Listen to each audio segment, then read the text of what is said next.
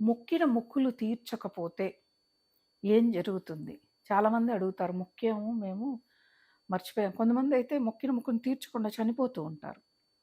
ఏం చేయాలి? అందుకే మనం మొక్కిన మొక్కుని ఎప్పుడైనా ఒక నోట్ చేసుకోవాలండి.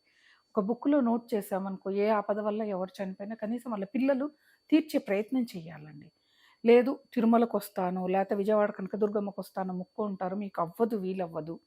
మీకు దగ్గరలో ఉన్న అమ్మవారి ఆలయానికెళ్ళి అక్కడ అమ్మవారికి సారె సమర్పించండి. మీ దగ్గరలో ఉన్న వెంకటేశ్వర స్వామి ఆలయానికెళ్ళి అక్కడ మీ ముడుపును సమర్పించండి. భగవంతుడికి తెలుసు మీ యొక్క పరిస్థితి. స్వామి నాకు సమయం లేదు ఇలా సమర్పించండి. భగవంతుడు అన్ని ప్రదేశాల్లో, అన్ని చోట్ల, అన్ని కాలాల్లోనూ ఉన్నాడు.